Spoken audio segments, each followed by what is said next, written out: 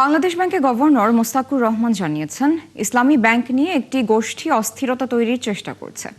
তবে অস্থিরতা করে লাভ হবে না, ইসলামী ব্যাংকে তারল্য সহায়তা দেবে কেন্দ্রীয় ব্যাংক। শুক্রবার বাজেটোত্তর সংবাদ সম্মেলনে প্রশ্নের জবাবে তিনি এসব কথা বলেন। এ সময় তার ঋণ খেলাপি হওয়ার বিষয়টিও ব্যাখ্যা করেন গভর্নর।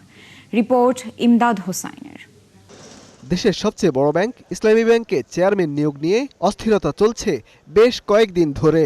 আস্থাহীনতায় টাকা তুলে নিচ্ছেন আতঙ্কিত অনেক গ্রাহক, আবার অনেকে আন্দোলন করছেন। এমন পরিস্থিতিকে একটি গোষ্ঠীর অস্থিরতার ছক হিসেবে দেখছেন কেন্দ্রীয় ব্যাংকের গভর্নর। শুক্রবার বাজেটোত্তর সংবাদ সম্মেলনে তিনি বলেন, অস্থিরতা করে লাভ হবে না, আমানত ফেরত পাবেন গ্রাহকরা। সোশ্যাল মিডিয়া গরম যে অবৈধ হস্তক্ষেপ করছে সরকার, এরপর থেকে দেখলাম যে এর অস্থির করার একটা প্রচেষ্টা আছে। সো আমরা আশা করছি যে বাংলাদেশ ব্যাংকে আমাদের কিছু নিয়ম কানুন আছে, কিছু টুলস আছে, সেই টুলসগুলো আমরা প্রয়োগ করব আগামী কয়েকদিনের মধ্যেই। এটাতে আমার মনে হয় না যে যারা আমানতকারী তাদের কোনো অসুবিধা হবে। তারা তাদের আমানত যে কোনো সময় ফ্রিলি তুলতে পারবেন। এ সময় নিজের ঋণ খেলাপির অভিযোগের জবাবও দেন তিনি।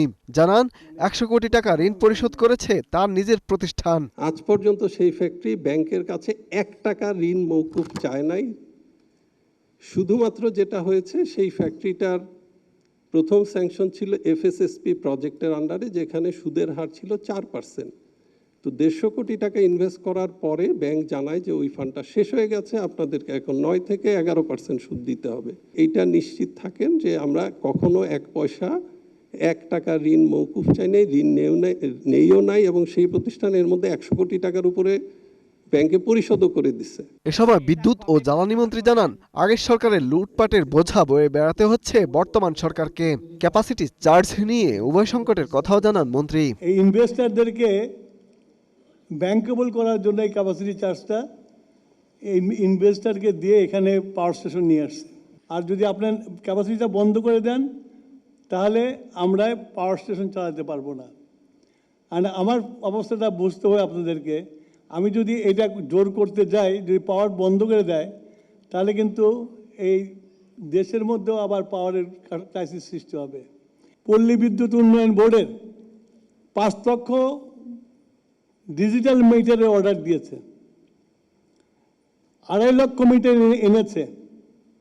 এনে আপনার এই 3 বছরে আপনার মাত্র 65টা মিটার সিনক্রোনাইজ করতে পেরেছে। সংবাদ সম্মেলনে প্রকল্পের নামে চুরির অভিযোগও তোলেন জ্বালানি মন্ত্রী। আমাদের দেশ থেকে টাকা বের করে নিয়ে চলে গেছে। ইমদাদ হোসাইন, 71, ঢাকা।